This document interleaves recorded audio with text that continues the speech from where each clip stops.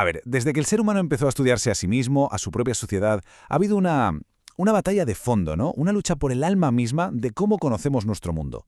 Y ojo, no hablamos de una simple discusión sobre datos o hechos, sino de algo mucho más fundamental, el método.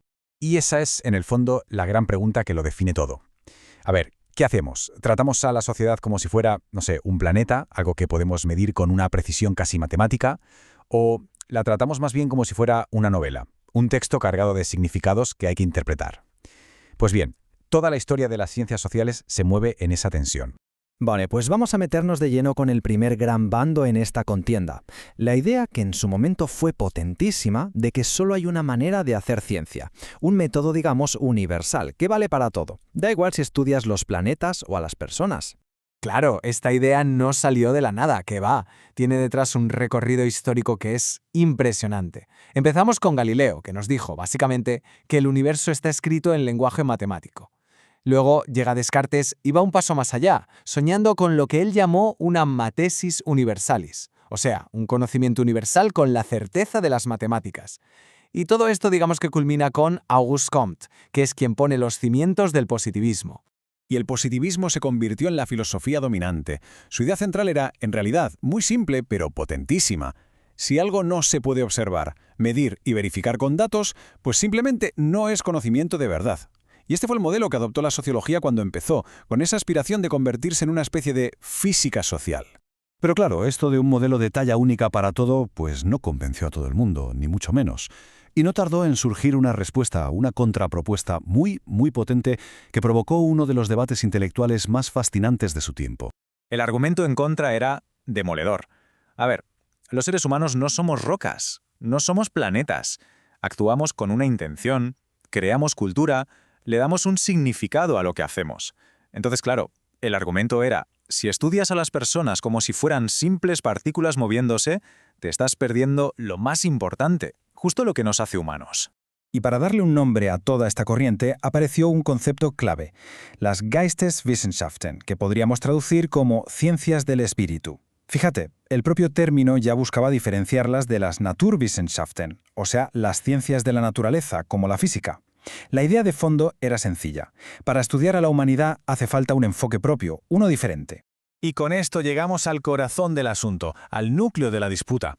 Porque no estábamos hablando solo de usar técnicas distintas, no, es que los objetivos, lo que se buscaba conseguir al estudiar el mundo social, eran completamente diferentes. Toda esta batalla se puede resumir en dos palabras alemanas. Por un lado, el Erklären, que es explicar. Es el objetivo de las ciencias naturales, ¿no? Buscar causas, efectos, leyes universales. Y por el otro lado tenemos el Verstehen, que significa comprender. Este es el objetivo de las ciencias del espíritu. Interpretar el significado que hay detrás de las acciones, los motivos que tiene la gente. Y esto es clave. No son solo dos métodos, son dos maneras radicalmente distintas de mirar el mundo. Wilhelm Dilthey, que fue una figura clave en todo este debate, lo clavó. Dijo algo así como que un motivo no se puede observar con un telescopio. No puedes. Para llegar a él necesitas interpretar, comprender los significados que la gente le da a su propia vida. Y bueno, aunque al principio el positivismo ganó la partida, por así decirlo, y arrinconó un poco a la hermenéutica y a las ciencias del espíritu, las preguntas que esta gente planteó nunca se fueron del todo. La disputa se quedó ahí latente, como unas brasas esperando el momento de volver a encenderse. Y efectivamente así fue. Llegamos a mediados del siglo XX y las grietas en ese gran edificio del positivismo empezaron a ser, cada vez más visibles. Y el debate sobre el método pues volvió a estallar, y esta vez con una fuerza tremenda. Pensemos que durante décadas el modelo de una sola ciencia había sido el rey.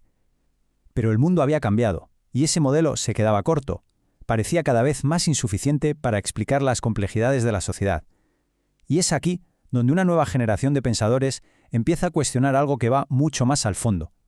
Ya no es solo el método, es la idea misma de lo que es el conocimiento científico.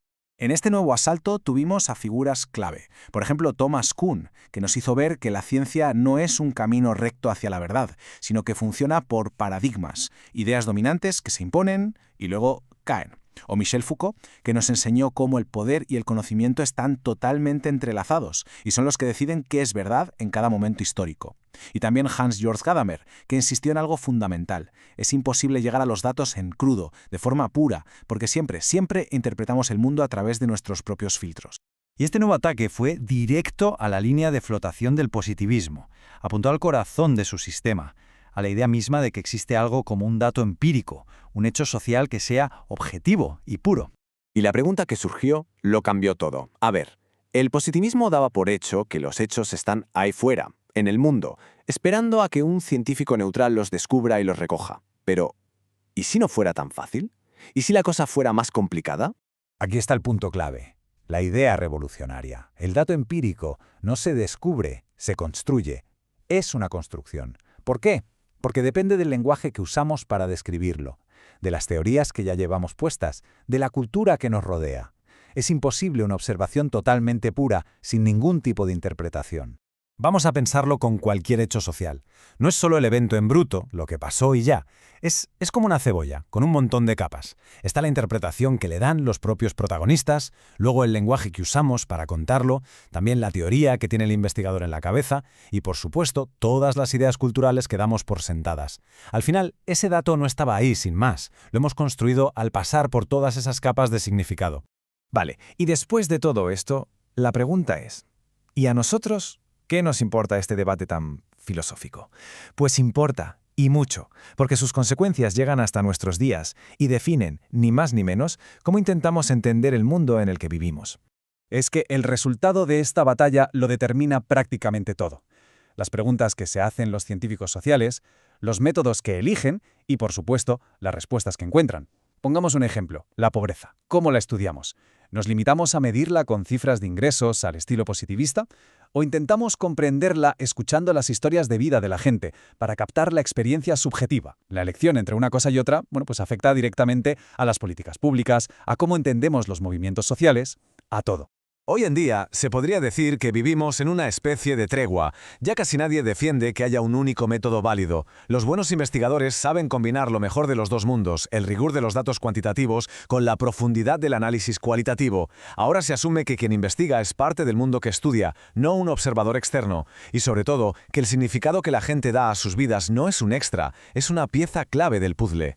Y todo este viaje nos deja con una última pregunta en el aire, para que le demos una vuelta. Después de todo, ¿qué es la ciencia social? ¿Es un espejo que simplemente refleja la realidad social tal cual es, de forma objetiva? ¿O es más bien una lámpara, una herramienta que al iluminar ciertas partes de esa realidad también ayuda a construirla? ¿La respuesta? ¿Quién sabe? Quizás siga estando justo en el centro de esta batalla de ideas tan fascinante.